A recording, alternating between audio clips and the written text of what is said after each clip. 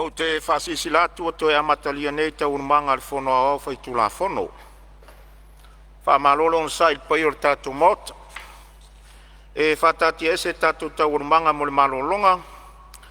O lo whanga solo sa unuanga tali fuai tau o le fionga le minstar so i fua malolo ina im ta upu sala ngai sa unuanga sui mamalu. O te tapa ma le whaalo alo, lau o fionga le minstar mo le whaawa wina o lau sa unuanga.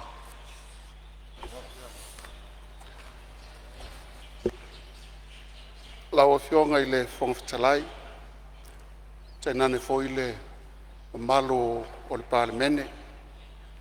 Ia, e le whaititia le vinga i le tua o no sao i alo le tautenga.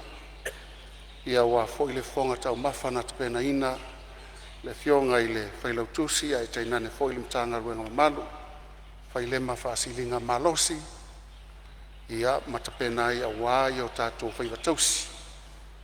Ile nei foi Aso. Whauau leo se whaamtalanga o na mainisi o whaasalavei a o loo taltal no atu e winga i le tatalo mai a le tātou sui o whaasale anga numero tolu.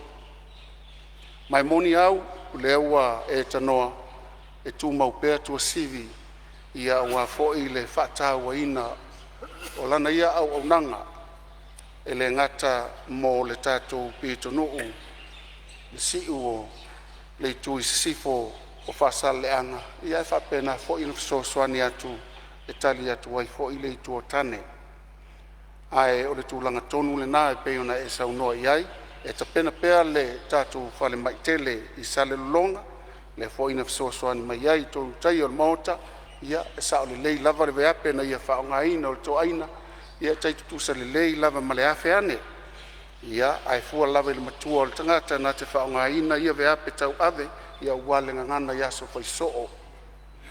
Pele se whaamtalanga ia ona o lea na tūlai mai ia le afionga fo i le sui o le si o salafai i whalea lupo o lele i o atu iai ona mātou te tali atu lava e tusa mawhesili, mawhautuanga na au mai whapena fo'i le sui whaipule o si umu e o atu lava i au toa fionga.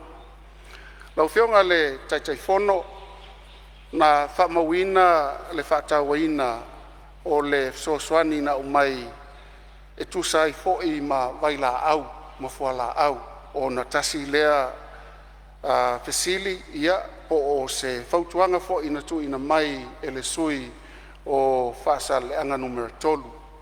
O stala fia ina o mai atu i al tatu fono ia sa whataunu ina i fo i ona talia loa ia le taunu mai o tatu whala au mawaila au na mai lava ele supplier lele whapitoa mai lava ia mawhai ai le tatu whelo inga matala i matotua ia vai mawhala au i le vai aso ua solatu nei. Mai pe awha pe tō te toe wala au pe i tō i whale mai whai tū malo tali tonu o laua iai le tele o tātou waila au mawhala au. Ai sa o le lei i la o tō wha sea. O tātou ngaluenga whai whatasi. A salauta o le momo ongai whatonton wholautai. Whapena fo i tai iuta. Ia, o le fiafianga le nā, o nei telelu i tau, o mafua i fo'i o na tuai mai, ia tātou waila au mwhala au, o na iai tūlanga onga. E le ngata ia i la tōlo whawina, ia whala au, whapea fo'i tātou suppliers, ia i fo'i tūlanga i mō waa, whewai, i le tuai o na taunu mai. Ai mātou te le alo iato le la aulo fionga Wonga fitalai o le momoonga ina ia tali mana onga tu pito na i o tātou tangata tu lou. No mai leo se whaamtalanga e pei o na silingia fo'i e le sui o whalea lupo le tu langa i le whaa mamawhaina o le Pink Topa o se polokalame e whaa lau ilo atu ai ina ia wha ititia le ka nesa. Ele o se ngase whaingofie o na fo ia, mai o lo tina na maliu le luafe ma le tasi New Zealand i au kilani i le ka nesa. ma o te langona tau langona awana tupu ia te au au tala vaulo tina e le faingofia langona o ainga wa mapu mai tia sa na yo latou matua manisi e pele yo latou fina ngalo maftanga ona le sa wao le ngase au se tala fia o ana nei le ana matou tala noa i foi pe ona anga i mai le matou mtanga luenga ia fa pe foi le fionga le profesa ya siata sa paitea ma ua fa mausali na ai le taunu mai o se tasi o masini e fa nga e ka nesa o susu tulou mo tatou tamaitai o le mammogram ma ua umana fa tupeina mai le toi mamao ai taunu mai ai fa tai le tau langa i lawa fionga awa e au le tau wola e au le fangota o e nei o au tai au mai le sa ia le mtanga luenga paulea ave ai lo fa tau va moli atuai ia aso atuai vai malu ipuenga pe a fai ua fa tamala le matou tiute ona o mai la ia lea ona le fo isa sa noa ia le sui o fale a lupo e tu sai mase fo mai ia wale fa toto ngaina ona na le to tasi le fo mai o lo iai le tatu fale mai sa tau le si o fanua ioe o le momo onga le na le mtanga luenga ina ia mafai ona lava ta oso matapena ina ia tatu fo mai matausi soifua awao ila tou ia faia tonga fitinga i so o se tasi e maua i se ngase pangalea ia uti lava le faasoa le tatu fainga malo mai fa moe tatu talo i le tua ina ia lia e malama ma momoli mai ai se fa mama venga ma fa tele nai fo mai o le tala fia i la wafionga i le sui o fale a lupo ia mai se fo i la wafionga le fonftalai ia ma le mamalu le mota nei e lua tatu a onga fa pitoa fa fo mai o le Oceana University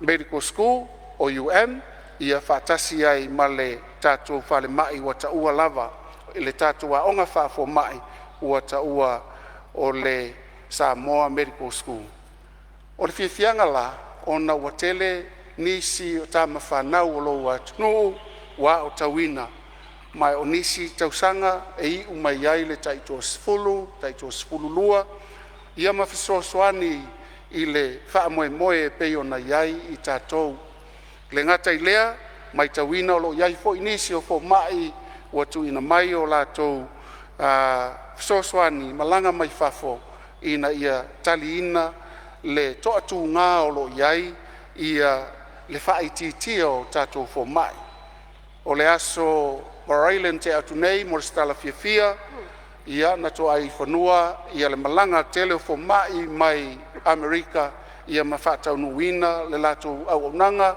i le asto nai mai apea male afe i lato na nga ia tu iai i mulino mo le vai o lato fonga ia fa pe foi ia o lato talinga i matulanga fa pena le ngata i lea lo iai foi il tatu atunu ni fo mai saina e fe sosoani ina ia faititi ai pea le sioti tatu fo mai o se tala fia le na ia ma tatu talo pea i le tua o le afatele ina nisi e au ina tama whanau a Samoa i to tonu lava o tatu universite le nei e lua ia le ngata i le iai fo inisi uma whaina anga ia tu i fafo mo skolasipi i tūlanga whafo mai ia ina ia maua pea le poto whapitoa au wā le tonga fitiina o ngase sa talo sanga fo'i ia le sui lava lea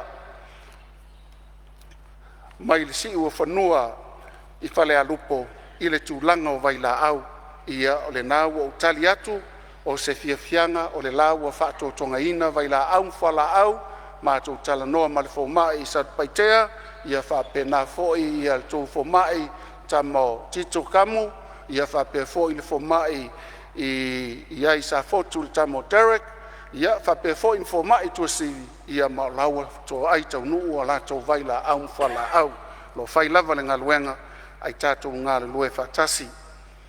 O whionga, o le tūlanga lava lea na nau mai e fōi ia le sui whaipule o ngā ngai maunga numera tasi. Mō se lātou whale mai wa mō mia. O le aso valailen te atu nei na saini ai ia le whiangainga mō leanga luenga tele le a whātau nuina i le whai unga le nei tausanga e le konkalate o le design and builder o lātou lava ia lātou te tusina le ata ma whauina ia lo tau whale mai i laua whionga ia o se fianga le nā tali atuai ia whaatari pēr ma tātou ngā lue whātasi i se aso ma se taimi e whātau nuina ai lea wha moe moe. O le whale mai o le awhio anga po le tu malo sa whatatasi ia o le ana maua le tala ua talia ma le fia pau o lea ia manai ana whaasala lau lor taulisi ia wa ai le lei se whanua awani a veo se whanua tu maoti nei me ane fo i toi tuai i tau whale mai ai o se whanua tau sa mua wa iai le pule whaasao ina ia vave na whausia le tau whale mai o lo iai le tupe whau waila o tau whale mai ia ona o mai leo se whamtalanga lau a whionga le whonga o le whono ia o lea sa nau mai lava ia le whionga ia le ilua sa ngātu ka rene sa le ngatasi o te whaftai i le sui o vaise ngano lua na ia wha manino o lea wa iai le tātou whale maliu tulou i le siu o sa la whai ma ua whai le nā mo tātou pito nuu a toa e ofo i le tuatane i o le anga i atu na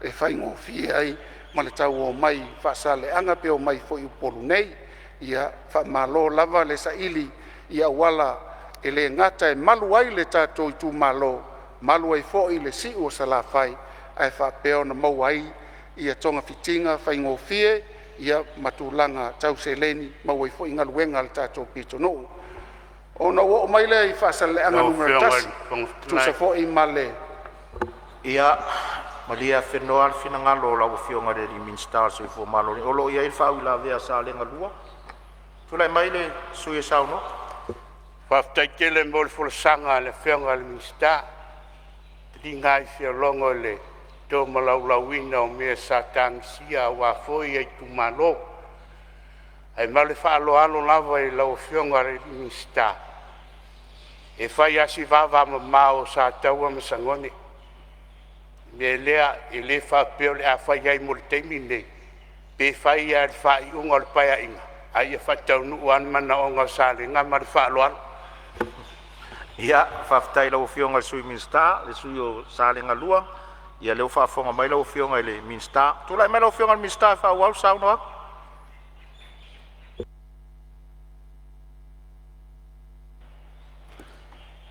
tatia mai alo whanonga, te loa fo i le umi lava le 5 tausanga. Ia te tātou te talo ina ia awhi ane le whiriwhilinga i lo tātou i tu malo. Nau mai le mana onga tūpito whasele anga numera tasi, mai e moni lava ia le whautuanga na tu ina mai e le whionga i le whaipule. O na le tūlanga le umi tele o taimi o lo whaatali na i o tātou mātua o tātou ainga, e ai mai se maitinga ina ia mawhai o na iai se tonga fiti e whātau nuina e tātou whale mai tu sivi ia te loa fo i o le atu ngalunga fo i le nā o whale mai whai tu malo lava ai na ono whapea ne atu ua whātolu na o wasiasi le outpatient i moto tua le ngātau te asiasi ai whailau taimi o te tala noa iai la tau o te tala noa i te maitai tau se soifua tala noa fo i fo mai ia mai o se tūlanga te tau no o wha mawhaina atu o noa o le minista o le soifua malololo ina. O le tūlanga i le outpatients le i mto tua lau whionga i le whonga whetalai ma le mamalu Palemene nei. E iai le aso e whai tū lau whaatali le mai e wha solo iai. Ai no wasiasi sa vai e lua whale mai no wasiasi iai. O le umino o iai e whaatali ele ngase le ta ua tua le whale mai. Tolu 10 minute lesi mitono. O atu le tato whale mai tūtutonu e i tū la na whaatali ai. O lona winga, oni whaafita uli le maalo fia, peino talo tuai, lewa ia tatua onga, whaafo mai, o le tatu talo. Ia to o tele alo ma whanau o lo lalavaoa, e tauna o ina tuai le whaasai nisi, a mata tuai tausanga mua le ia wan, whaasolo atua, ia o atu i le sega spululua, ua maati ati le whaasai nisi, matu leiloa ina ia lato whaia le whaafo mai. O le aonga lea, o le a whaatele ina ai ni tatu fo mai, ona o le onge lea. Pei ona lawa fionga i le whongfitalai, iei nisi o le maota, si la fia whaisina umino i Australia, mai tasi lea vaenga e o iei la unga luenga, e o fo i whale mai, ona eliei sia tatu tangata Samoa, ma le Pasifika, ina ia nga ia tuai le whale mai.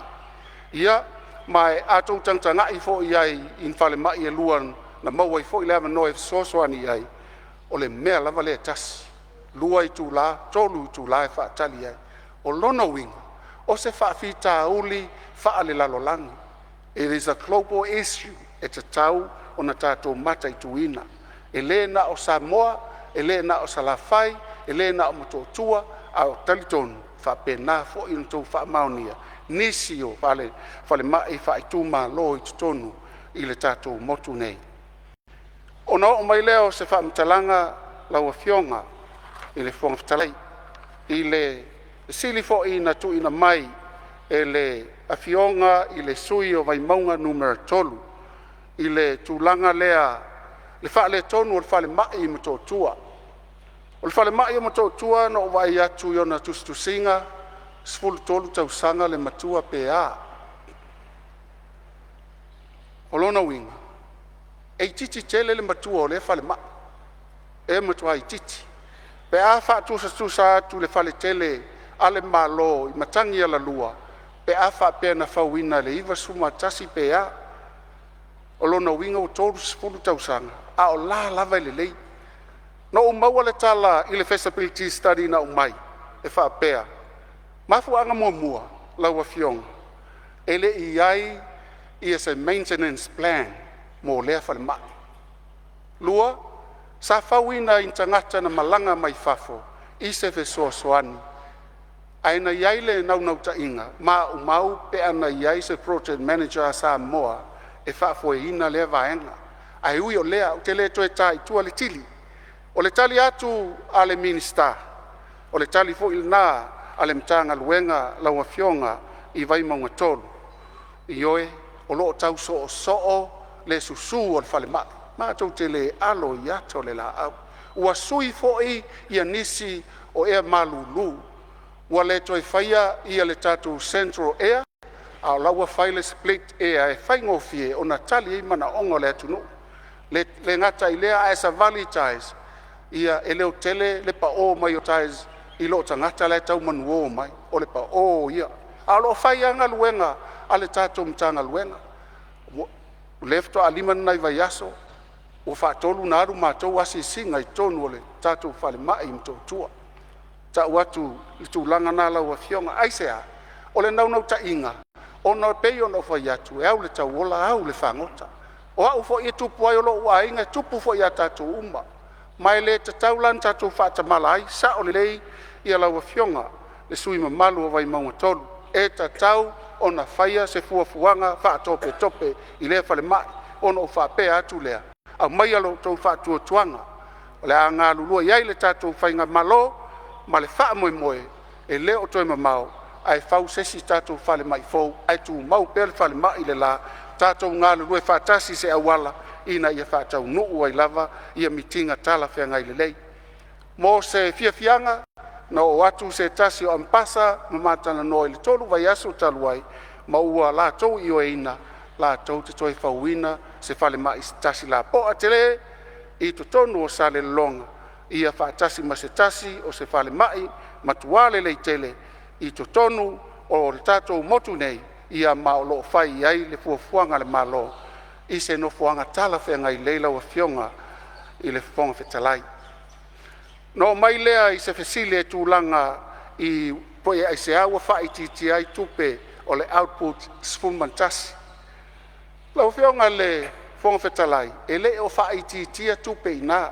Na ono tau sila atua iai wa pei wa ese tupe nai whaonga mai le output 11. Ai o la ua sui, ono o whainga ale pisa sina toi o mai e toi ilo, po whea tonu e ave iai le rehabilitative clinical support. Ma o lea lana mauai, o le ato e tuu atu i lalo, i lisi fo i vaenga, ma o lea wa tuu iai, sa o le to iai lai lalo o le tatou output lena, tatou no whamtalatu sfurmantasi, a o lea wa iai le output 5, ia ma o lea wa ina, ia nisi o la to e whainga luenga ai, mga lulue iai, ma o lea wa iai tupe whaanganga, mo lea wha moe moe. O lono winga, o se whautuanga na whai iai fo i sesi su enga whapitoa, mga lulue loa le PSRC, male matanga luenga, o na lato fetu na ilea, ina ia lava ta oso ma lava ta pena le whaangaio inga o le tatou whale mai. O lono winga, o lono tau nuu mai lava tau minister, a nga ia tu loe wha tau nuu mea umaia le tau te fesili mai ai. Ia o le tali atu le na tusa ma fesili, na fesili ngia ai, mai le tatou sui o vai maunga tolu. Ia wha atasi e le uti o vai la au, mafua la au, wha moe le tatou ngā lue wha atasi, ina ia mawhai o na tali ia toa tu ngā. Ia na ia lui foi ia le tatou whainga malo, ave le wha mua i le siti o tutongi o rau whainga luenga. Ma naia lea wha lai au, ia mao se mea te tauna whai, ia tuu le ia i la tou o lo whaia foi sa ili linga tu maoti e mawhai ai o na tino la lea wha moe.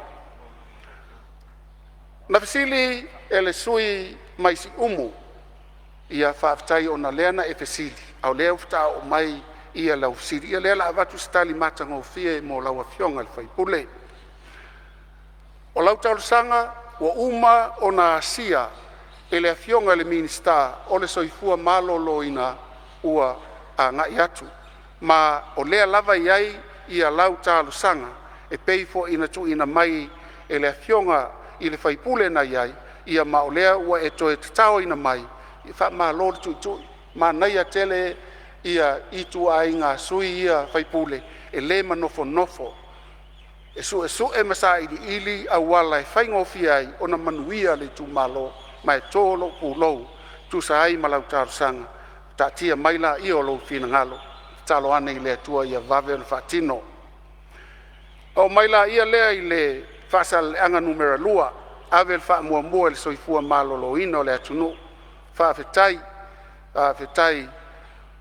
o loo manino i lau whaasoa le tūlanga e ao lava na ave ei le wha mua a Samoa. Aisea, a wafo e leini tau mawha o lo latou ngā lue ai.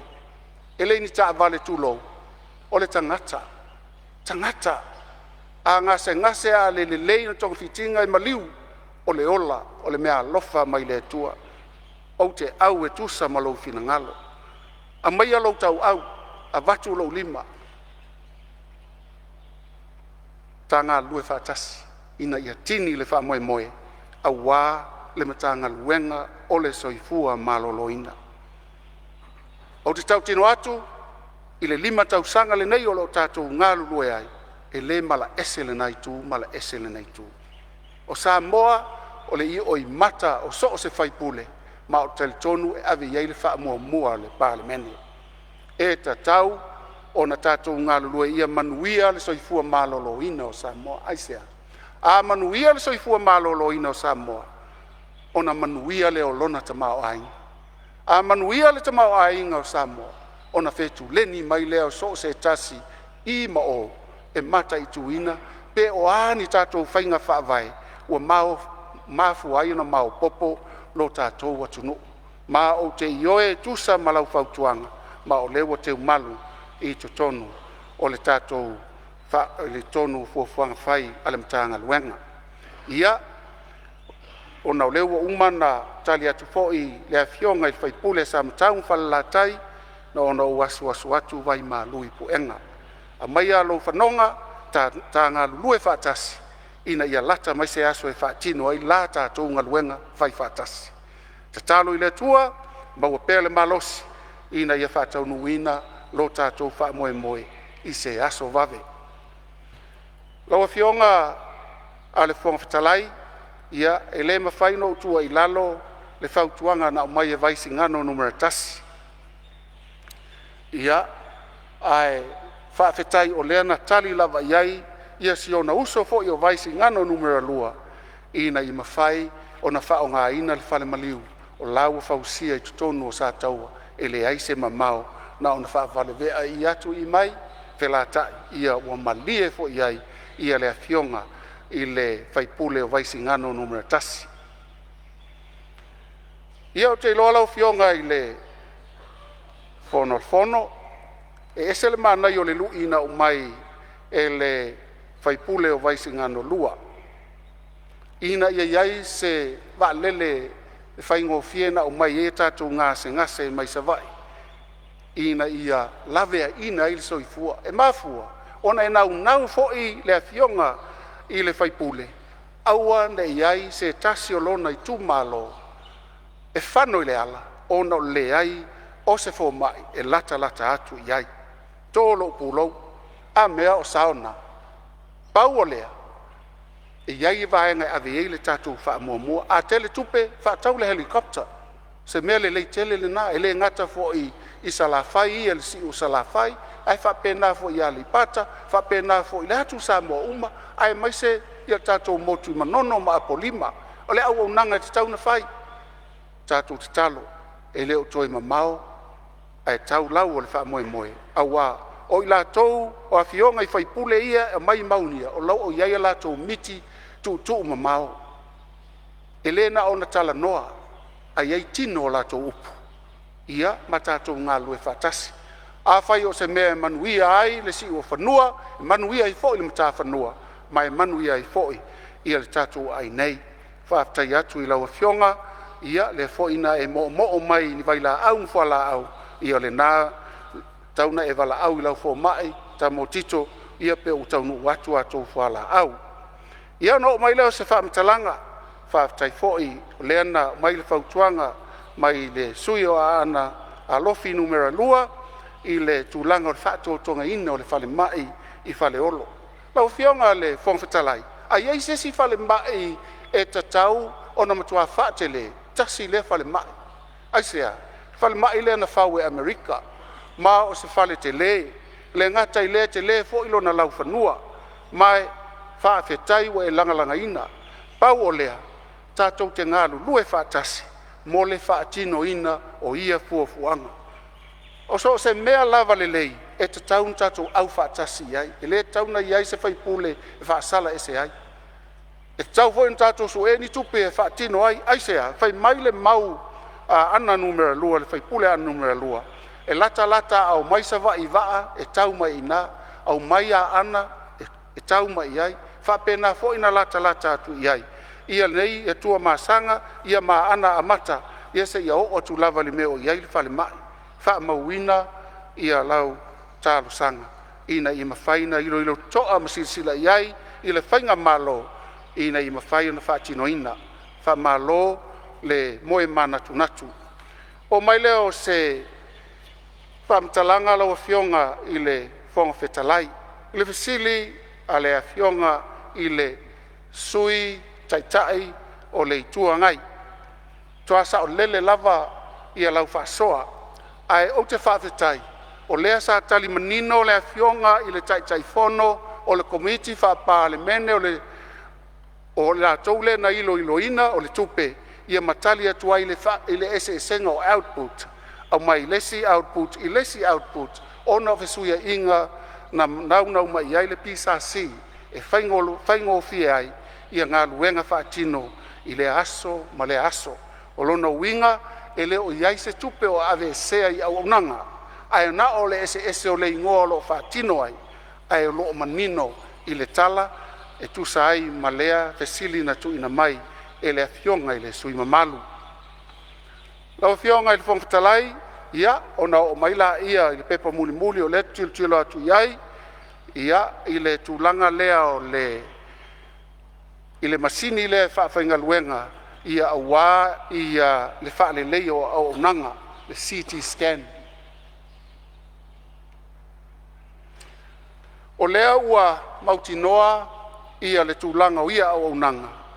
mai e o lea ua whaamatala mai fo ia I tātou e le o toi mamao ai tau nu mai ua umana tu umata manga se leni whaatau mai le ACC e whaatau ina mai nei masini ma ua uma foi o na saini le malienga ma supplier la tau te au maia masini nei la ua fionga umana mātou tala noa umana saini ma o lewa avatu ia le avea ina ia whaatau a mamamoli mai loa I se taimi vave taimi wha tope tope a mawhaina a mai le lele au mai a le mawhai wa aise au wala e mawhaina o mai ai nei masini mo le tali ai o le mana onga o le ola o Samoa e ta tauna a puti puti e so se tasi lau a fionga I le fonga whetalai mai le alo le malo e tala no atu I mea nei sa o le leile lato whasoa o le mea te tau na tātou whaia lo le taimi le nei leo wa iai tupe ua whaanganga I whaatau ai ma o lea ua umana saini lea la lea ua whaatau mai o lea la mamori mai ai tātou ia lau fionga le fonga whetalai e te au le ava ma le mingau ona le tasi se pulo e pulo atuai pe ona tau si la fia lo ngalue foi ba vea ma min star o le ACC ia po le whala putonga o tau I whala lave wha fuose mai whaafitai ai le whala putonga lo la tutulai mai I se au wala e wha tupe nai ia vaenga e mo o mia wha tope tope ia Maria whenoa le finangalo le leifoi le ma whai se malolonga lau fionga le minsta lo ia I wha ula vea mai sa fata wha monmole sa fata lua ele ai se manatu e whalave lave au tafitala tala lau a fionga le minsta o ma ua tala leo malia lava le saunoanga o forsia le bonta pau lea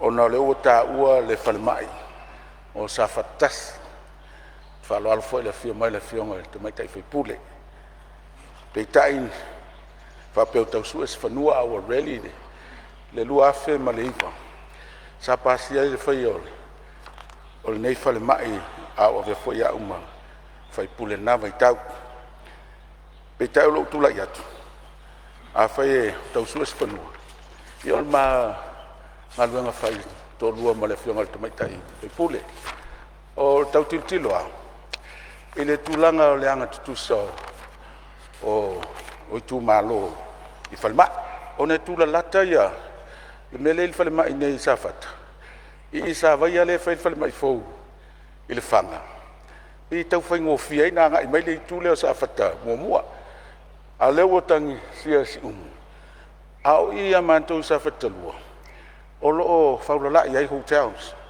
faltan malo ale ngate lea o le awala taloto I tiavi e whaingo fia ai ia whimalanga ina I tūlanga o ngase a wina mai mtotua lo winga la whamtalanga o te nana tuatu I o taftafa I se tūlanga fulei foi le vai I le vā whewaa I o le mamano le atunu I tau tūla lata ia I le mele e lima tu whalma I samfatas I le whanga I savaia a o I pe mane al vatu o I safatalua o no inasa I le whalma I whaitu malo e le ngata tūla lata I le tele o whalitali malo tū lata I le awala le javi e whaitete foi ia mafsoso ane foi whalma I le tau whatu I siu ai mane whatu I safatalua o la wei fanua falenga no ia pa fina ngalu ia o ngalu nga fai to lua fa so ma le fionga te mai te fe pule so atu mle ava mo fala e tu sai mle mtau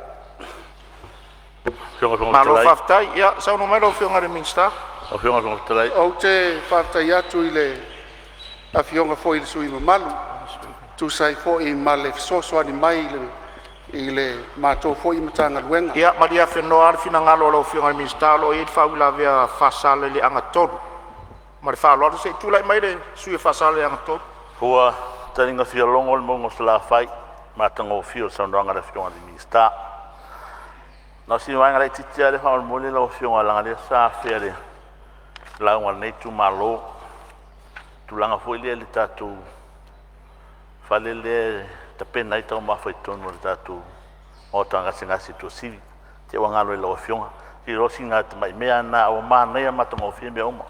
Mā lor whātu wharenga, whetalainga sa leaula, me se o whionga de minsta, i tatu whainga lea po e aso fua iai, o na lena tala ia se te mare, tau sanga te nei, ia ai, nai tō tonga nai, a mata no wha i tatu whainga lea, pa laro whaftai.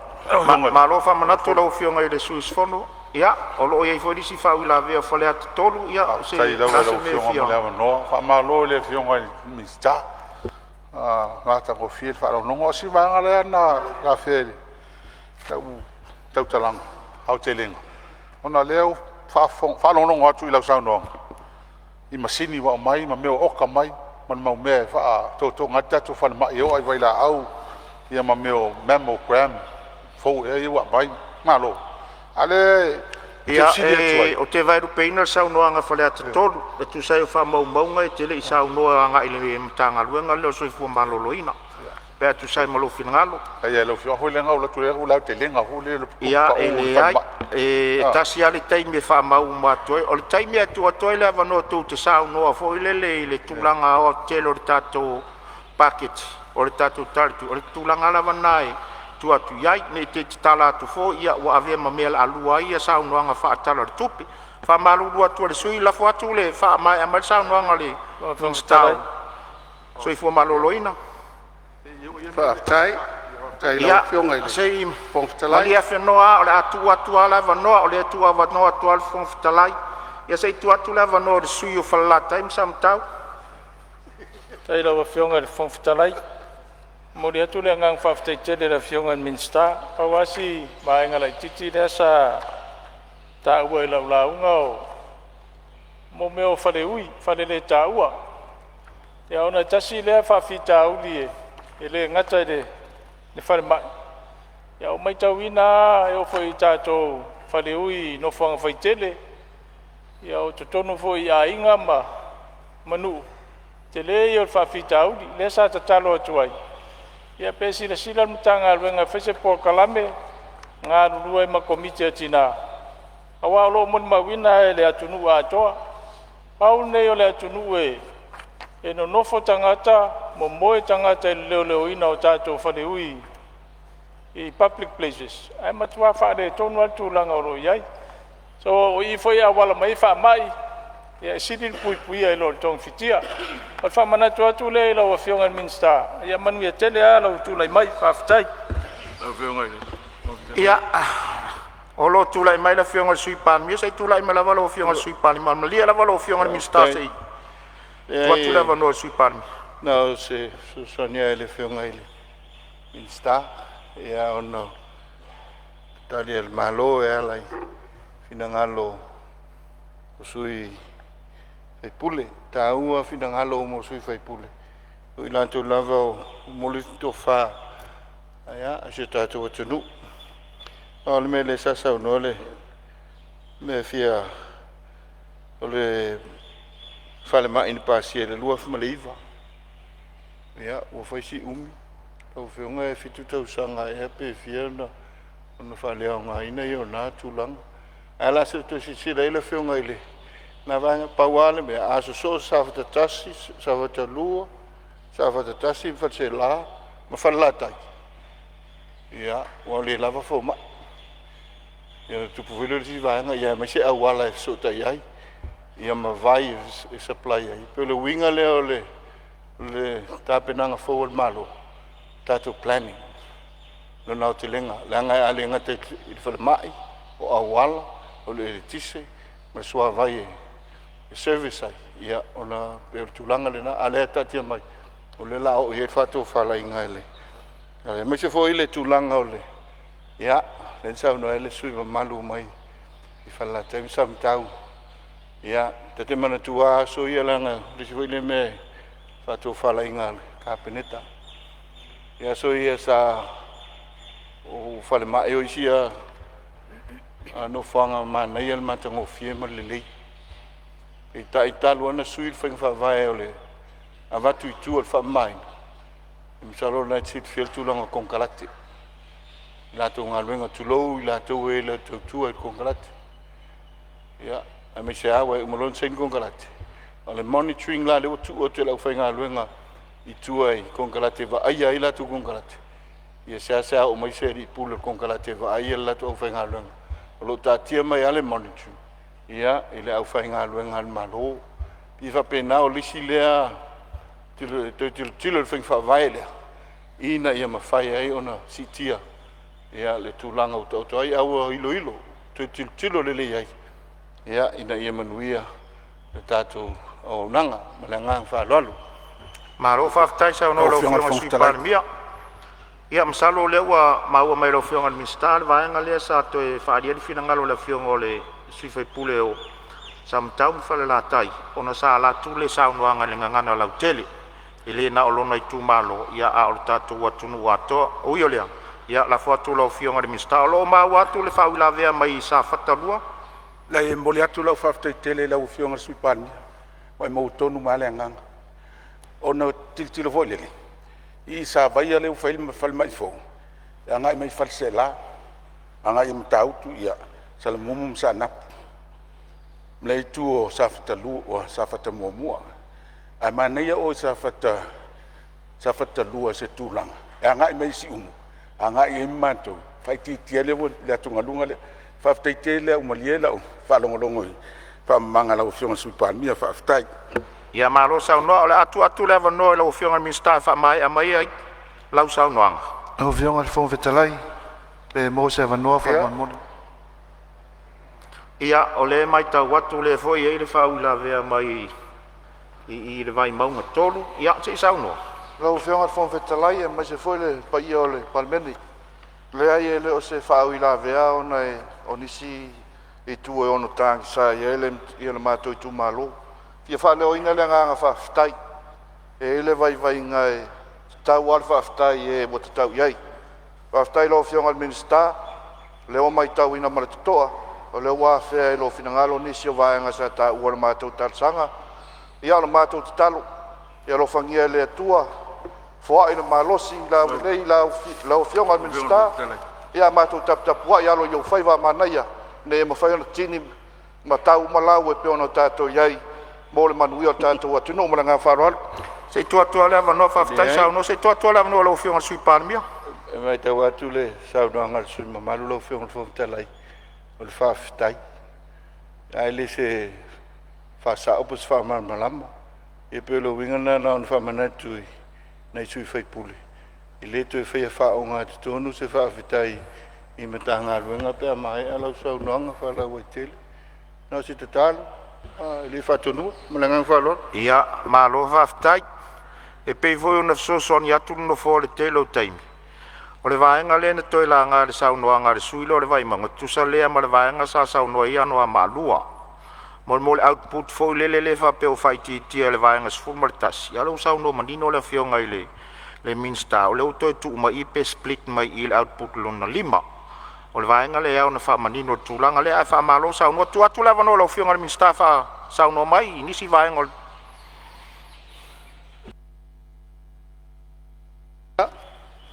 Lau a whionga le fong talai. Ono le tele o wha la vea. O le lope o te amata I luma po tua po le o ngā ton. Ia ala pule ia upo ai la mua o ai so ai. O le tūlanga le fautuanga mai le sui e whala la taima samatau. O le mea e te tauna whai. E te tauna whai mo le manuia o Samoa. Pau o lea. A tonu o lea wa whawhai ngō fie mai I le tūlanga le waia tātou whono whawai. A wafo. 5 matasi whono whawai. O le mea le lei I le tūlangi a mata. Whapena fo ilo mātou si o whanua. Ina I mawhaina a putiputi. Ai te tau fo ina ngā lulu e pei lea na o mail sosoani. Ngā lulue mal komiti o tina pea o se mea te tau on tātou whaia ina ia mau popo ma mautu ai ia tātou polkalame mo whale ui. O le tūlanga I le saunoanga mātango fie a le sui whaipule o sa whatalua e winga I whale mai sana. Se I o toe tau wha ma apite isi le vaenga lea. O lao na iei le tupe whauai, peita I ane, na o atu e whai, e le ma whaina whau. Ono lo iai le wha lave. Leo wa uma le wa mai le I unga I le wha masinonga. Wa uma fo ina mātou ngā lulue ma le sa o le ainga.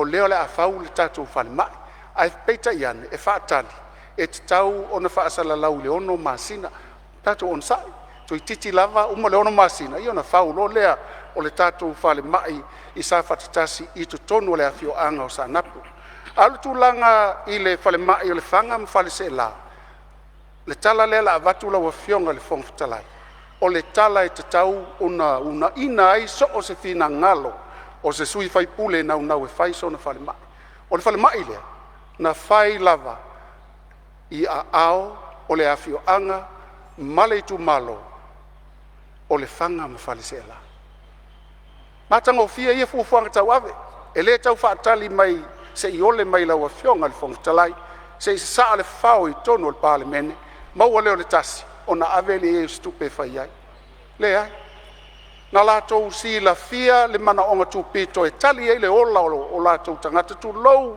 ia le itumalo ona latou galulue lo lea ona o le pisi tele na laina le maua se matou avanoa mai latou au te iloa po le astofi e maua se matou avanoa ma le itumalo o le talafiafia na lauafioga e lu'i ai se tasi o fia fai falema'i ae lo'o lava tupe le malo ia tatou alo loa e fai ia sa'iliga tupe mo se falema'i o lou itumalo o le tulaga lauafioga e lelei le lo'u toe tali atu e tusa ma le fa'afesili a se uso tu'ofe ia namu lo ulu ia tulou le suafa i le sui faipule o fa'asale'aga numero 3 sa'olele lava lausaunoaga ua o fiafia tele na laina misi ia lausaunoaga lea ua laina o le alo atu ia aulea iai o le fa'amau ia'u pepa o galuega ua umae'a le fa'atoatoagaina o le umukuka i tuasivi tatou falema'i lenā ae o le fa'atupeina o lea fo'i ua aga'i atu i le tatou matagaluega e fa'atino pagā lea ona o le tulaga na pa'ulia ai ia le so'oga o le fau ma le fau e tusa ai ma le faiga palota na lai ona toe tolotolo te isi ia lauafioga i le faipule o lea feto'alima ea nai vaiaso talu na amata ai amaia lou finagalo o lea ua tapena atu i ai ia le tatou matagaluega e fa'atino le umukuka o lea fo'i ua to'otele a tatou aukuka ina i fa'afaigofie le gausina o gasesega ia ua le foga taumafa o gasegase i totonu o tuasivi ua fai ma'oga totonuga lemu o salafai laufioga i le taitaifono ona fa'auma ai lea o se fa'amatalaga a le minista o soifua malōlōina ae se o talanoa atu fa'afaipule o lo'u tumālō lauafioga lauafioga le fogafetalai o le tausaga lua afe lua sefulu matasi o se tausaga matelaina i lo matou i tumālō paia ma le mamalu o le saufa'iga na mautusia ai ma vā ai le fogava'a ona ua pei i matou e leni samoa ua tafea le utu o taufau ua lē ai se faipule o lo matou i tumālō gaga'i mauga numero 2 sa le aula ma salamumu au te lē toe tāle tili aina ona tu'u atu e fa'amaumauina i lenei tula o lo'u tula'i atu na tula'i ona o le atua soifua au te fa'afetai atu ai i lauafioga lauano ma laiga sa lauanō ae tainane fo'i to'afia o li'i ma lauafioga ae laufetalaiga a le tulafale ali'i ae tainane le mamalu o le fale a'ana ou te fa'afetai atu fo'i i lauafioga tuala ma lou fale sepulu salā ma lou fale valu aiga tapa'au ola puipui lo la'ua to'olua te vaga ma vaifale ia e tainane le mamalu le sa le muli'aga o le fale upolu o tofiga la o tou pule lea ua toina mai ina ia toe fa'afo'i mai le pule sa le aula e talanoa i lumamea e lē fologofie e le mata e lo matou i tumālō ma e lua ni pese na ulagi ina lenā taimi e ta'u atu ai sa moa le nuti momoia o matou fatu ua fa'atafetafea i pulu vai ua pei mātou e le tautua ia Samoa. Le pule whaavae na amata mai tasiiva 5 na fatu ai le titi o Samoa au wā le whainga malo tasiiva o no lua. Whiawa iai, whaataa mai tamo le ala. Ai whaafetai la o tau pule le tu malo. O leo o sa vali mai le nganga maulalo e whai mo tau pulou. Whai mo tau sui tau moli. E fofonga ina ai o tau ti ngā, mo tau oli, a whaatasi mo tau malo si anga mo tau vainga, i tau tonu le Palemene. Lau fionga, fonga whatalai, o le toi whaafo ina mai o le tofi o le nei tu malo, na fili mai le langi, o te pūlo wai. Sa o whaala lei, whaafetai, o lau teu, o teu ma teu, o lau pule lea. Mai mātou te talo atu, lau a fionga le fonga whatalai le malu le Palemene, ia mana tua lo mātou i tu malo. Whai u leo se mātou whaamtalanga, e ui lava na afa o se mātou nuo sa malai ulu ele o tau mafa se vai, tu sa male valus fu 5 a inga ele o iai se vai au lumo le awala, tele le malo, ta te tangi whau. Mau te talo atuai lau a fionga, ale minista e whapito au ngafa i ngaluenga te tele le malo, se e mana tuane, ia lo mātou i tu malo, pau ale na. Whata i leo so mātou leo, poto le tautai sela na atu yam, lau fionga, le whongwhitalai la seu whanua lo sa, la fo istala o le tau te mali i lau whaafonganga, ia e maise le Palemene mamalu tapu inga Samoa, mātou te whape atu, whamangalo le tangata. Lo to lua, ma lau whanau, whaafetai, lo to tutu mai taimi timu, ma taimi o te la ina ai, sa o to tu ilunga le whaamalu malu ai lo vai. Te whaafetai whapito atu, i mata fale ese o le ainga le whātua tuele tua sa mo watasi mai New Zealand, Australia, Amerika, Hawaii, whapea fo i tutuila. Whamalo i lo tau whaatamali. E mana tua pea la o tau tua e tusa ma le tātou mati ina mai o le nei wha moe. I oe, sa ofia ai na e whangaina ia tea. Sa ofia inu, ma o mate la ina, na e whapea na whapuna whanau le vaitu loto, ia o wā le manuia lau tele, o la o tau pule lea, whamanuia lea tua. Lau tu malo, whai lea mo o tau, o te tau tua ma le whamaon, manuia le tātou fontang. Ua whamalo sau noa, i lau a fionga ele minsta al soifua malo loina, whalapu tonga tau i mo whalapu whafosei, whalapu tonga whawai tau whatunga o Samoa. Ia whamalo whaftai, wale ai lava sei tu malo, se furu male 5 i tu malo. Ia sa whalia finangalo ele metanga luenga, whamanui atu le tua i lau a fionga ele minsta, a walu walawina. Ia, mai ta watu o lo o tātou se e mai, o lo whaanga solo mai lava i lai tua le mota, ia, le a se e atu o i le a fionga ele minsta amtanga luenga tupe maua, ofisa o pule misu e tusili, ia male ofisa tausi maa vaenga, lau fionga le minsta tu lai maia, sao noa. Lau fionga le whangwhitalai, whawhitai mo lo noa. Ia, se o tu malo vai monga mua, ia tapu ai maia, se teime o wafe atu. Ia e tapu ai maia, se fai se sao le tato tu malo, ia wata le whatau le tupe luafe lua 5, luafe lua 1. Lau whionga le whongwhitalai,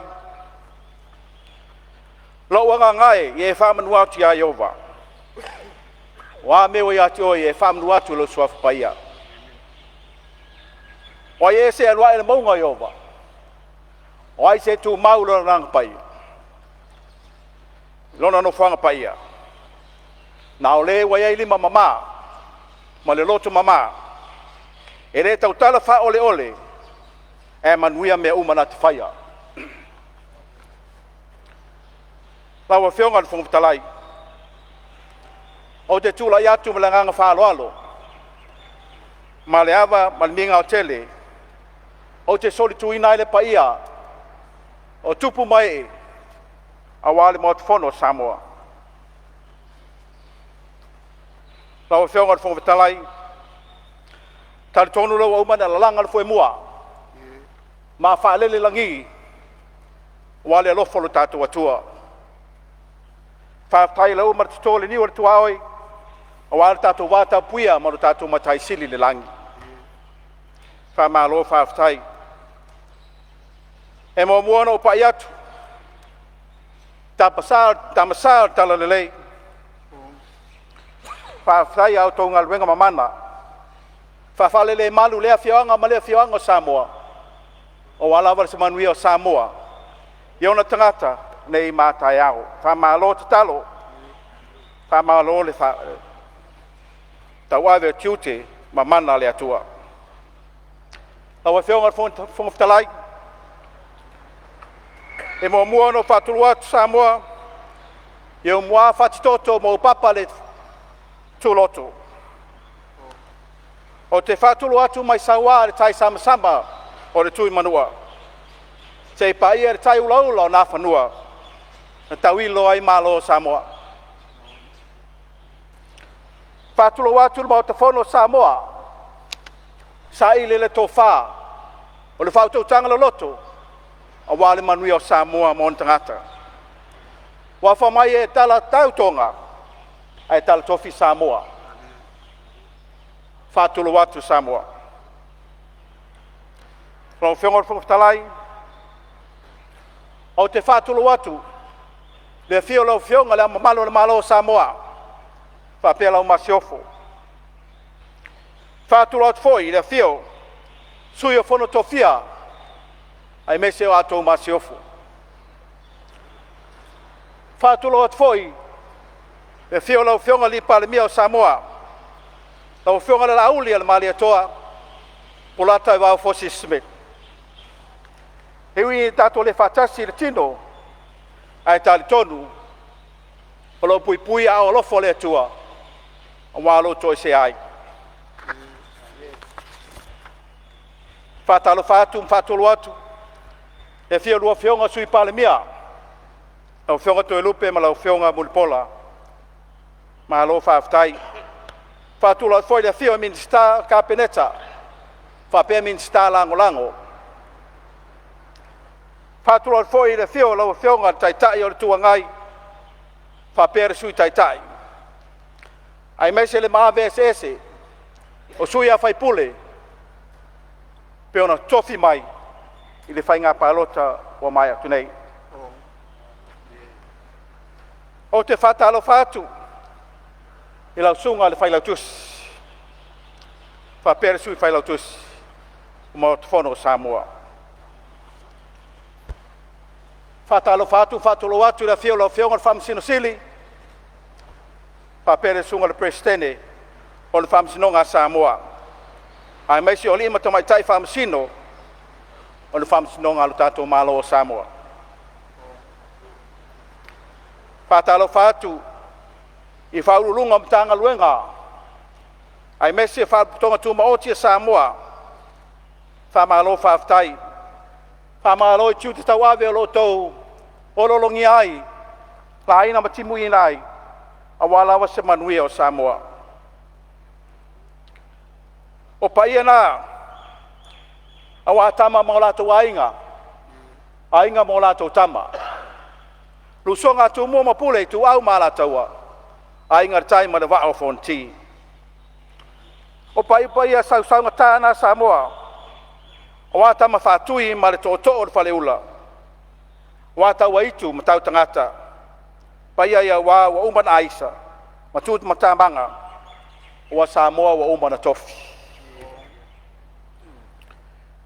Se ulili watu tapuainga Amerika Samoa o te whātulo watu i au tau paia wāsua mai vai whanua fofo mai tūlangi sa ole masale au mua ma le lau niu na sa elua.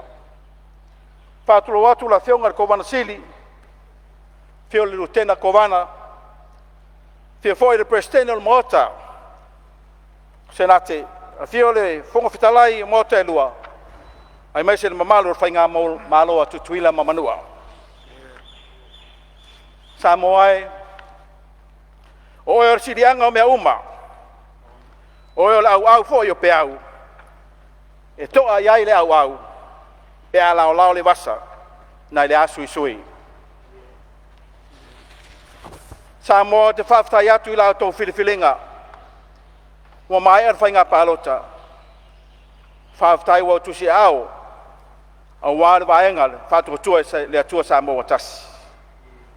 Pe wa tulai mai, toa veina tatou malo mo le si 5 tausanga. Whaftai.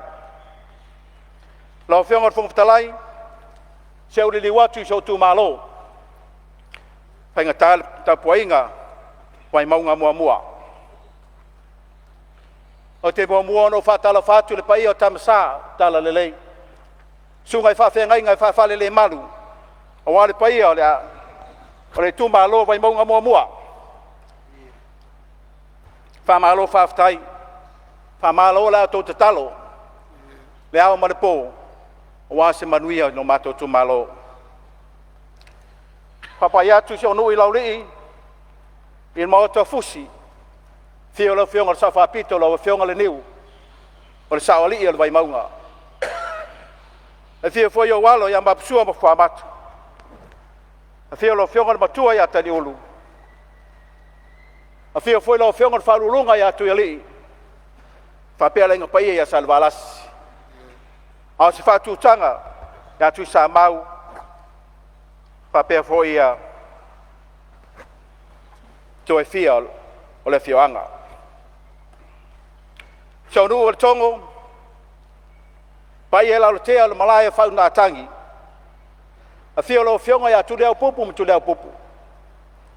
A whio lu so lii ma le teia lii. Whapea e whau tōtonga, whau tōtanga wā fwoi i a maruta wā, whapea tu e tu sa mau. I le tō le vai, i le whale lua i a vai lele mwhangalii, i le malai ni niwa mpuni ala wā. O te whātulo watu, whātalo whātu, e whio e whale whio alii. Samoa matu te o matavoi, na tau whangafu. O wā fwoi le paia, i le maupū manangata iala. Susui sunga nunga whoa, e mai se o le whautautanga, ia oe sa le upolu. Sau nuu whangalii, whamalo, whaftai, le whio lo whionga la le tama, lau whionga whamatu. Whapea tuisunga le tau wā. A whio fwoi lumanuae, su le sunga ia pule mangafa, whapea whautautanga ia oe sa le upolu. O le paia leo so tu malo te whame melo iai, o paia ia mai le wawau e o le whawawau. So tu malo, o se teimena o te whoi atu laia, e whainga tālau whautautanga, e whainga tālau tō whamunianga, i lo nei tangata. Ai mua o te whiatali atu, i tūlanga pe o tala le tupe, ai meso fasili sa atu ina mai, e nisi o suia whaipule. Awa whionga whongwhitalai, mo le tala whatatau o le tupe lua whelua lima, lua whelua ono. Whaftai atu lau whionga le minsta o tupe, lau whionga tui Palemene. Whaftai fwoi le tamaitai pule, ai meso lau whainga luenga. Tale tonu le whaingo fia lau tau ngā luenga. Tau ngā lue ai e wata peneina o le tala o le tupe. I lau wawa ai toa iai e mesi o le saone nei tu malo o te whape atu o matuai o langolango ina tala o le tupe whape o na fufonga e tono o mota. Awa whionga whongwhitalai o te whiatali atu e tu sai fwoi ma whinangalo whaalia o mota ia wā lava ia whisili ma tūlanga peo en tūna mai. I lau matanga luenga o le vaenga o tupe maua whape fwoi whaputonga so e tusi Samoa ai mese tausi mā vaenga. O lo fisa o tupe maua Samoa e mo mua no whaftai atu tamaitai pule ai mese o le paia lau whainga luenga e tu sai mga luenga sa rato ngapati ai. Malato ngā lue puno ai wala wa se manui o Samoa. O la utala sa fai e mato felo inga. O au no usau te tonu i le whai ngā pālota ono le pāti e le whātua le atua Samoa tasi. Lea wa papale mai o te leo sau ma se pāti o te sau au le au auna o te ngalue au auna ia Samoa ina ia maua le manui o Samoa. O la utala foi no whai mta ngaluenga ta tia o toa vaenga whau whai a tato mai e ngā lulue tato ngā lulue puno wai a wale manui o Samoa ma on tangata. O te whawhai la whionga te maitai pule ma te pai o la whainga ruenga. Ina ua maua le tala tupe whai uia iuni lua whelua lima. No wawai ati ai ua usia le taket sa whaatulanga ina le tausanga o tuana inei. O te fia whailo atu e le ngata ua usia ai o sili atu le tupe sa lato maua na lo le tupe sa whaanganga. O lono winga tu sai mala ua vai nei tausanga. E mato te ausia foi le tala whaatau le tupe ua tuina mai e ngaru nuaine nei mtanga luenga. Ai ta ua vaenga ia Samoa lau whafunganga. Whamole mole wa ifo tato pisinisi. E tauna le sitala uma tato pisinisi. Mai ta ua lo sila le la fonga. O le tax. O wane o tato pala ai tau lo tax a matan tau me yes. Au te fautu atu. O lo sao lea mo Samoa o na tangata. O lau tutupe tutongi la fonga. O lau sao lea a wale tamau ainga o Samoa. Ai mese ne ati nae o Samoa teimi nei ia ma teimi amua.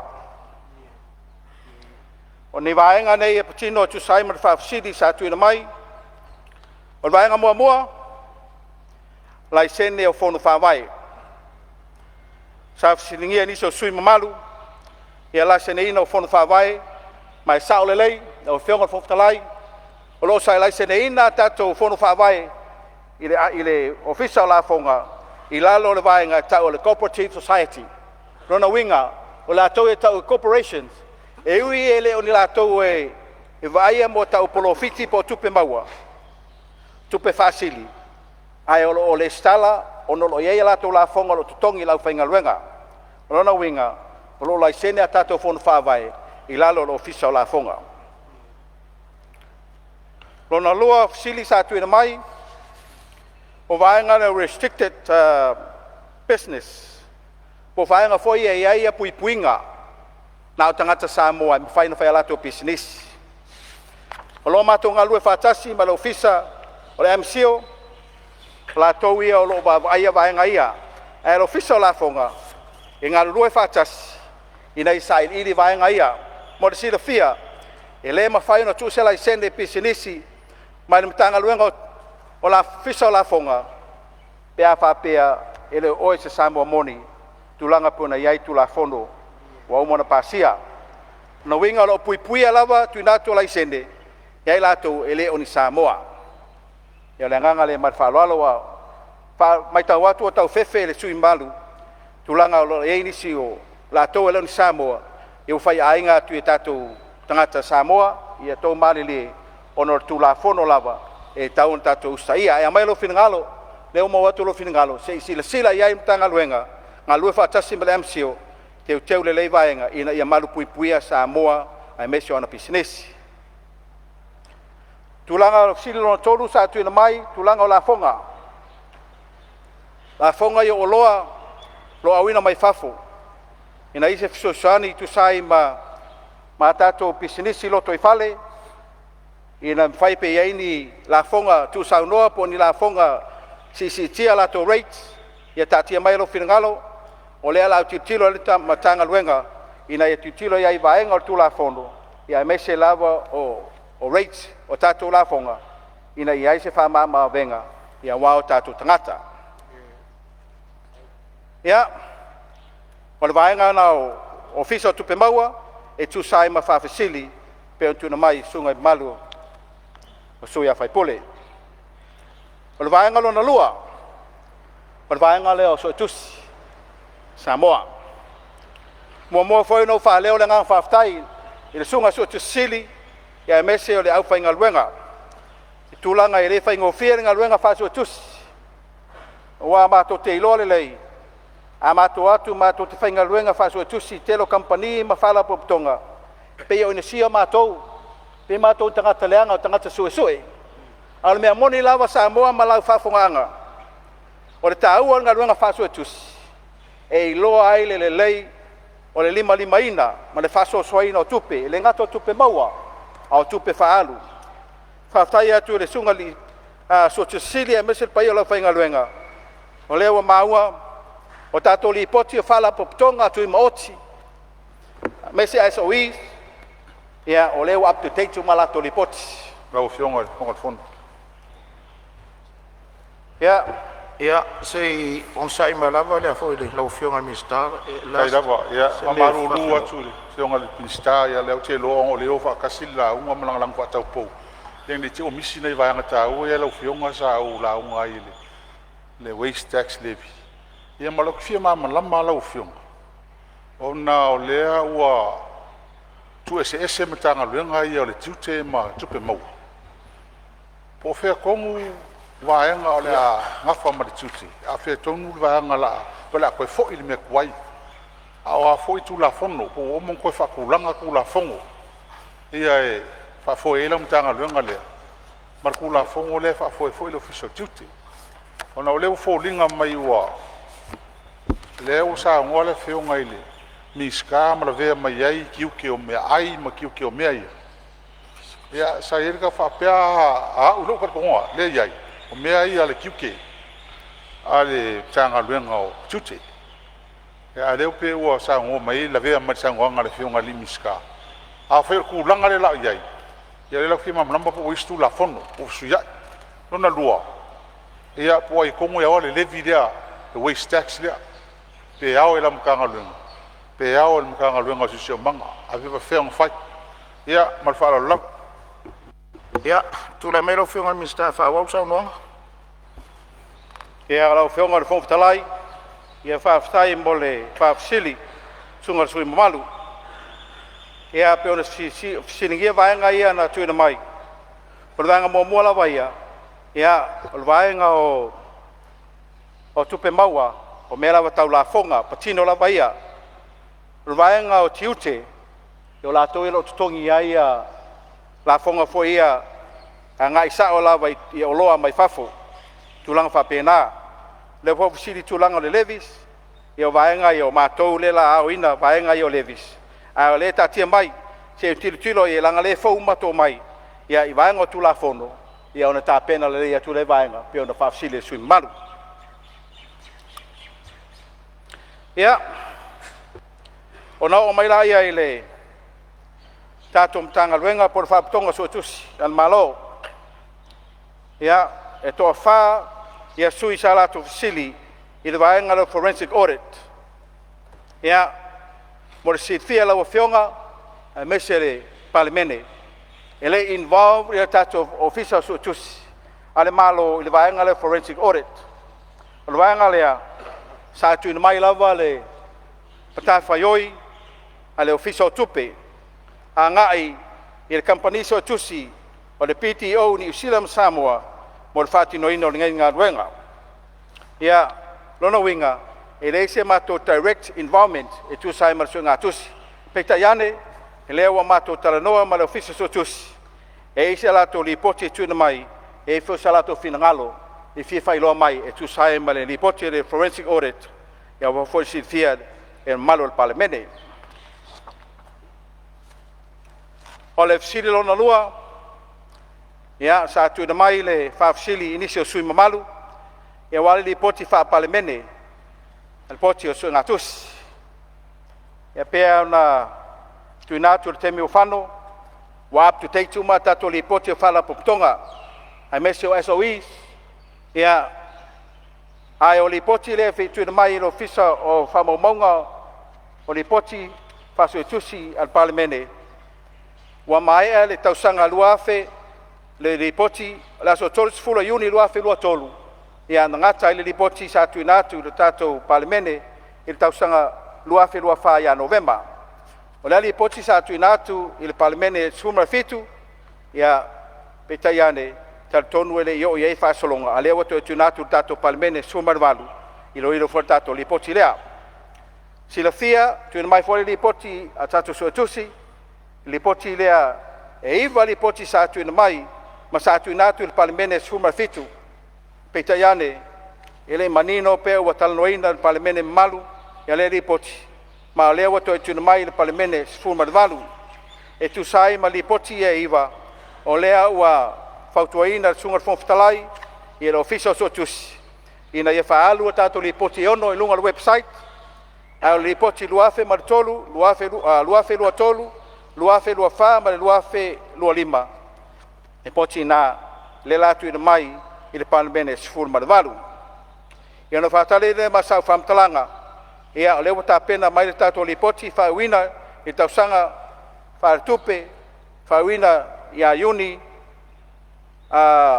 lua afe lua ono ia faafetai o le fasili lona tolu sa fesiligia ai tulaga fasuetusi o fono faavae ia lau feoga le fogafetalai ia o lea sa tilutilo le vaega sa tuinatu foi le tali i tusai ma le sumamalu sa saunoa ia i le vaega lea o le silafia o lea ua faataloloina li poti e suetusi lea ua tuuina mai ma o lotu matou galue faatasi ai ma le matagaluega o tinā ma tamaitai auā foi la latou suesuega e tusai ma suega atusi o le fono faavae ae tusai ma le silafia lau feoga le fogafetalai ma le paia o le maota o lea ua amata le faasologa o le vaega lona lua suega atusi loloto a le ofisa suega atusi ma le uiga o le faamatalaga leu faagaioia ia latou suga atusi lona lua ona e inisi o tupe sa faagaina e le taimi atulai mai ia le faiga malo tausi o lo faagasolo nei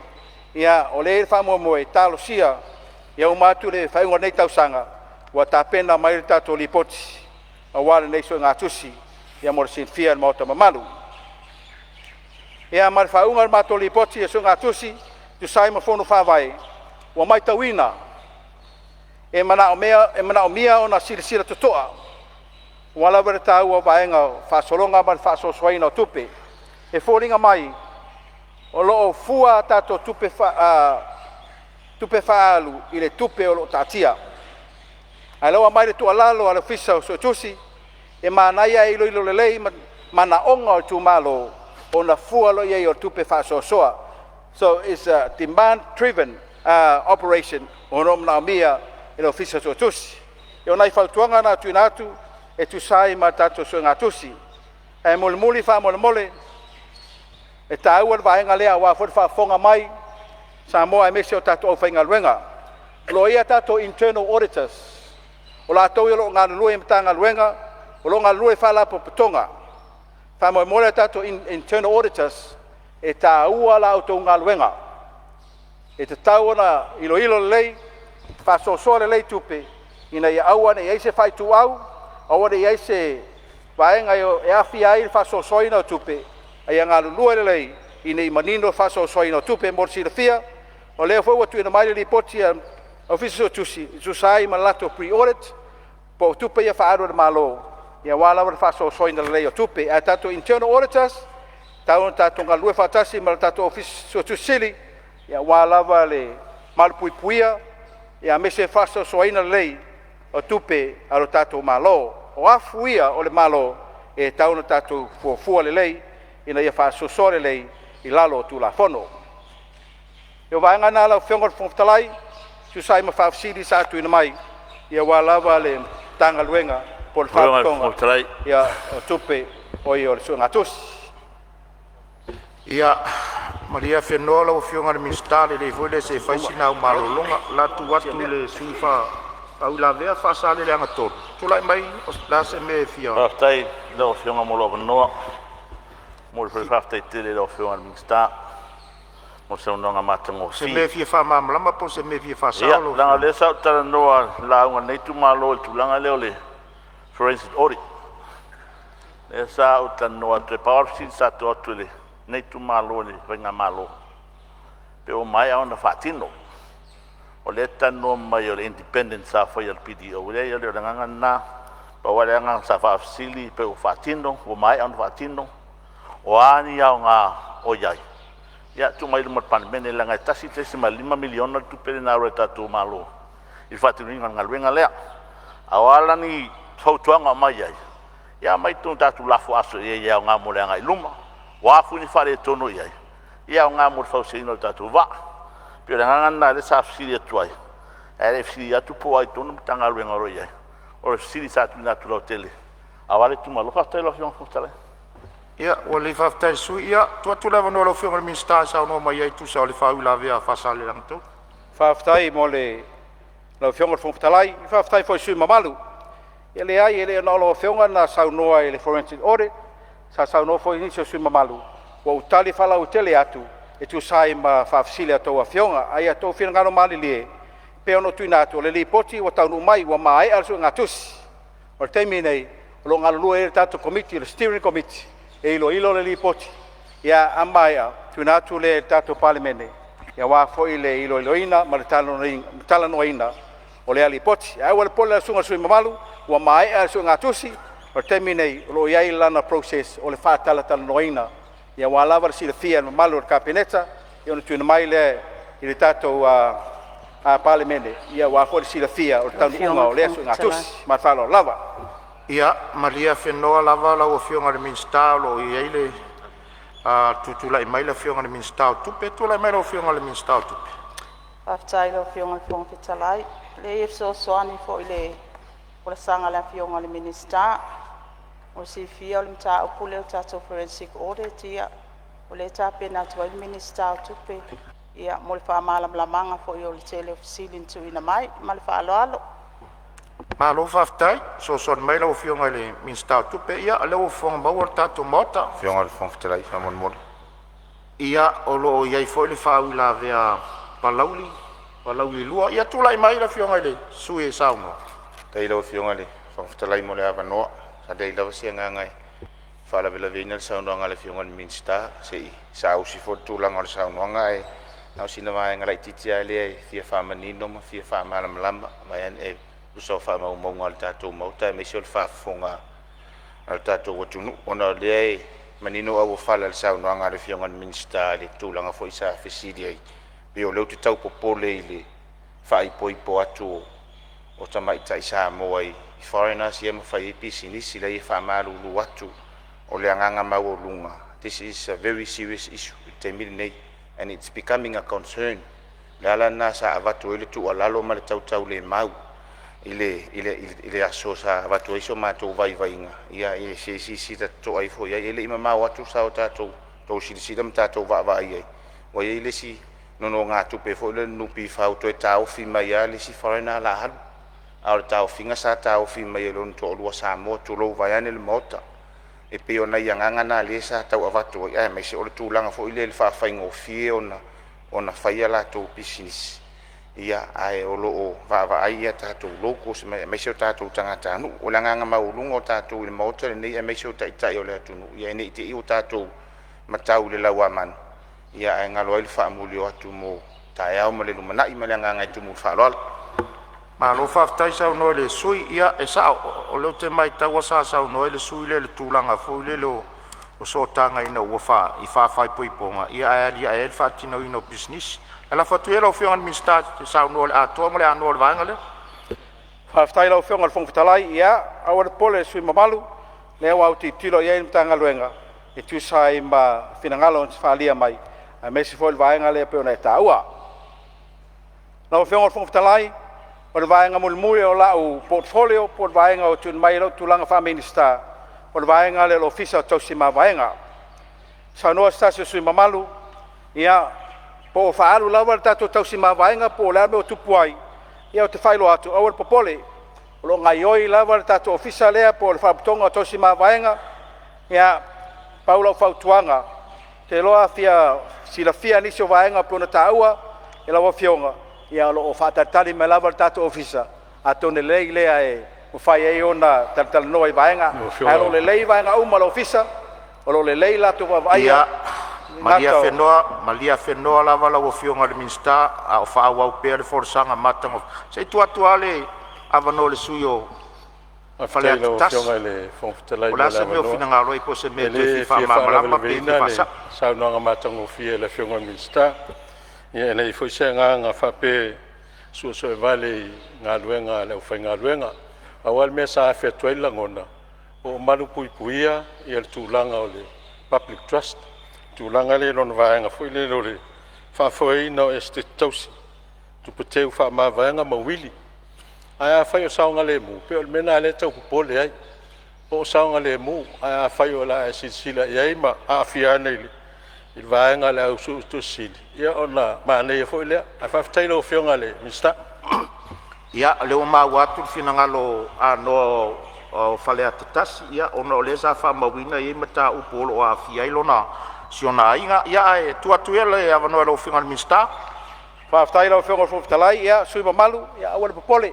Nang le ese o fa maunga ia la lata le finau ai mai le finangalo le ole au titilo ia tu sai marvanga taua pe ona taua la fionga fa aftai e sila fia ia lo le lava fa nga solonga tatu tau sima vaenga ro ia te au le poti fa o mai ia mau titilo nga ia tu sai mal fa solonga tu pe sa le lava ia taua ona sila fia le malu la tunu ia wa foi nga luenga nga taua vaenga tau sima vaenga ia la to tupe ia mesi foi o aseta ia mesi foi tu lango fanua ia fa aftai ia le vaenga ia o le la titilo ia tu sai male fionga le sui maru ia wa mai a mana onga sa u fa mauina ia me se foi tu sai ma finangalo ia me se foi o ngalo le lei ia me se fa tuanga sa tu mai ia wa ngalo na fa leo nga fa aftai te mai tai pule ia me se foi ofisa tu sai ma vaenga ia wa foi la topitola au tu sai ngalo tu ngalo le ai ia e la tatu ngalo loe le fto alima vayaso tale tonu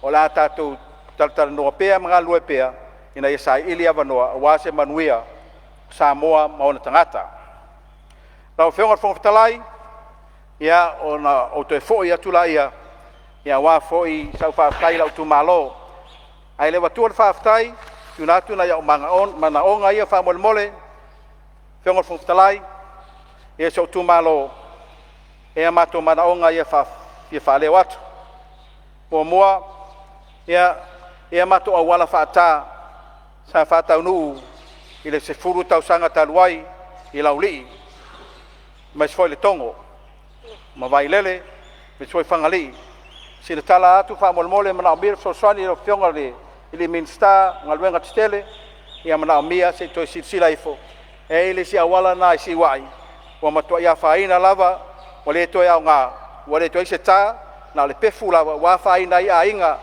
o no foi ma wale to sanga le mu wa fo ile mamalu o lo afi ai ile tu le lauli o si wai pe foi I vai lele martongo e awala wa umona fata tia ma fata wa to leanga foi le sio sa sio lai am na mia to ri sio mata to vaenga na me se foi lo no fangali ia la to awala ia lo na lua mato maraonga fa mole el tato el tise ia e malanga I le po I le mato tu malo ia na o I lava fangali I lo to feololo ai mavai le moli e te o tulo le tongo ngai tu lauli pongi sa to alo no winga a faina lo sa I se meina I no winga e te feilo I malisio popo nga tu langa pongi sa fa mole wala watu lo fionga minsta se sila ifo ina ia maua to fa le mato moli ia wa fo ia malpu puia no malo la tunu ia tu langa swa vai fa mole mana mia so sani ni so swavai ia le yo lava ia tulanga peona ia tatu swavai ni so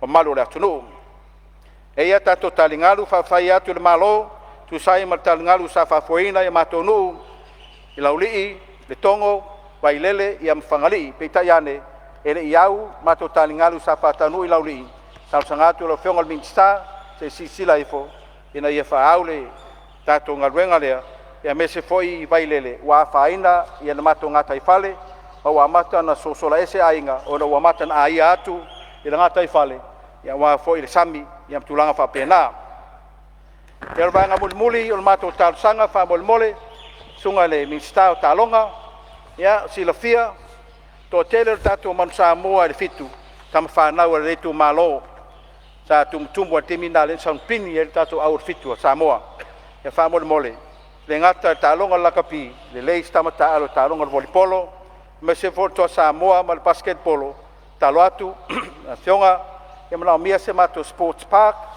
fai mato talonga wa hoteloa a lelei i le aonga a lelei talonga ia wala vertalendi foi ele atua ia nai mana onga se mato tu malo tu na tu lo fionga ngoftalai mesen malu kapineta si sile foi fa mole fa talo ma sa fa talanga ia te fa yat se tu malo fa fai la auto filinga lo fa tawa ele fai ngofia le tato fai nga palota le fionga ia tu le pupu po le fionga ia sula o leva na HRPP le tato tu malo o wa tu ma fast food tau sanga sa fatino lava le fa moe sa tu fesili pe taulia pe ausia le fa moe pe taiane le watali mai le tato tu malo o filia elo fa tawa ave masui wa le silima tau sanga le paia inga fa ya tu lo to filinga ne lava tangata fa lo tali mai ia lo fangia le atua ia manuia pea ia le tato tu malo o te fa la fionga ia sula o la fionga foi atu le pupu e tu sai mga luenga lelei sai nga lue ai i le tu malo me lelei sai fa tau nu so tu malo fa foi wa pule lo finagalo ia o tau ai momoli au i le mato pati i le aso sa tato felo ai ia ma le tato fast o te faftai i lau komiti fa malo faftai i le fai ngofia la tō ngaluenga sa tō olo ngi ai ma tō ngalue punoa ai i wa fo se manuia o le fai ngā palota o te faftai i le maftanga so tu malo ai mese lo nu i Sydney Australia fa malo faftai i lau tō langolango faftai foi lau tō tatalo sunga fafengainga sa tato feloai faftai foi i famunianga so tō tuna mai ia lofangia le atua ia tali atua le atua tu sai mo tō maftianga a walo tō naunau mai lau tō sui na iau ainga ia ainga i lau rii o lo o matai e le swafa paunga faftai lau fionga le niu faftai foi lau fionga leota ma leota tatu ainga sang se ia mese foi lau ainga i vailele la ainga sa teo matavui faftai lo tō langolango lo tō ololongia ia wa foto manatu mai i la auto auna o le watali le li ia vi ia pele li tu sai malan fasino manga mo tatou fa le ola una faftai ina yo tu fafine mana yo uso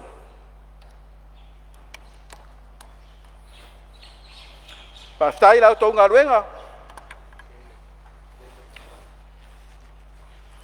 to malanga mau mai ya ia maria foi o kau vai loko ya e malo faftai tai lau to manatu mai lau to tu ngai le lai titi mo to uso lai titi ya wa levo wa manuia fai nga palota ya teu antio maupulu ia Sydney teu anko tu di loa tu tuila ya lo ainga ya fenga ya mese foi na yo anko dota ma tolauli ya malo faftai lau to talo faftai lau to tualalo ya manuia ai me uma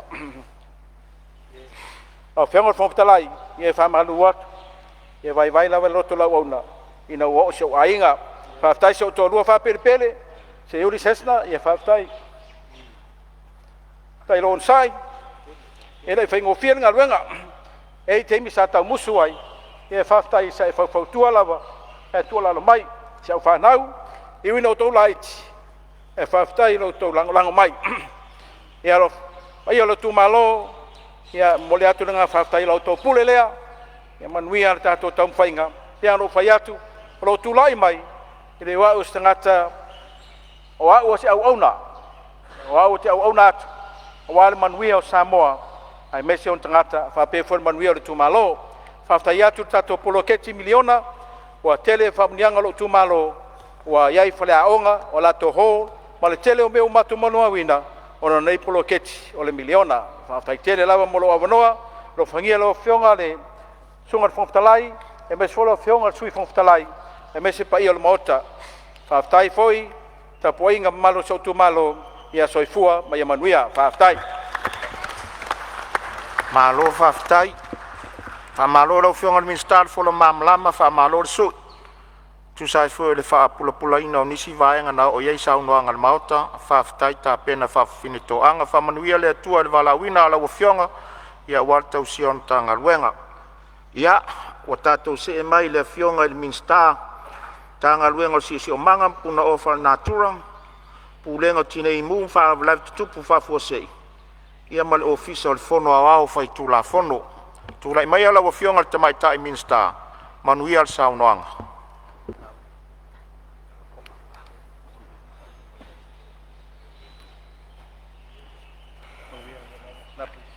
Haftai atu I lawa fionga I le whangtalai mo so awanoa.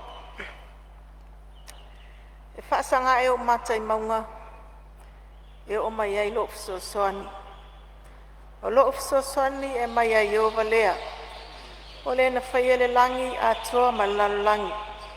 E le tu ina mai e ia ma peva lo vai. O lo leo, e le tuli mo e lava ia. Lawa fionga le whongfutalai. O te tula I atu I le awa ma le whaaloalo.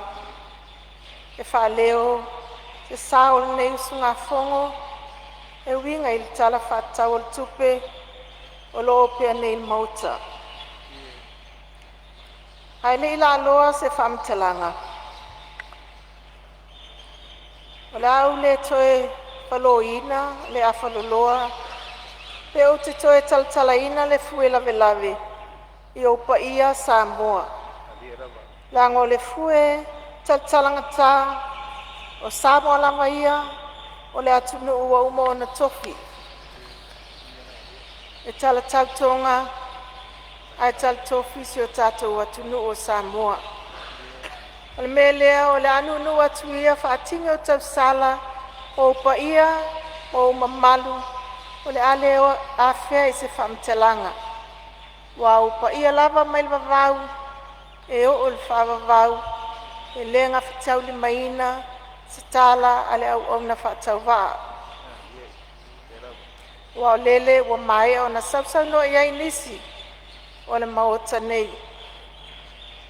O te whatalo whatu I lau fionga I le whongfitalai, tainane lau fionga I le sui whongfitalai, o te whatalo whatu foi, e lau fionga I le li Palemene, e ui ele o no foia le no foa tavita, o no saile ngā tonga fiti, a taltonu whamoe moe, o loo iai pea a au whaamalo lo le atua I lau fionga. A talo whatu I lau fionga I sui Palemene, lau fionga toe lupe, ma lau fionga mulpola. A talo whatu fo I minsta o ka peneta, a mai se minsta lango. A talo whatu I lau fionga I tai o le tuangai, sui tai, e se la fionga I sa whaapita e ui lo no foia lo no foa, ai whaatalo whatu I lau fionga, tai nane sui mamalu umol nei usunga fono. A talo whatu I lau sunga I whailau tusi, e meisel sui whailau tusi. A talo whai whaululunga o mtanga luenga, whalam potpatonga o tu maoti, ai meise I lato uma tofu sao, a wale manui o Samoa. Lau o fionga I le whongfitalai, te manatu o se avanoa leilea, se I o atu mua I se o tu malo. O te whaatalo whatu pa ia o lo tu malo, sa whata mua. Whaatalo whatu il mamalu o te vai rupeina lava ma le anganga whaaloalo lava e whaamalulua tua vai lau o fionga le minsta, ta luai ono tatu tau nuu mai fōri tatu malo longa masani. O te vai rupeina ali sa unoanga ono o tatu tūlata ma iai taimi o le malo longa.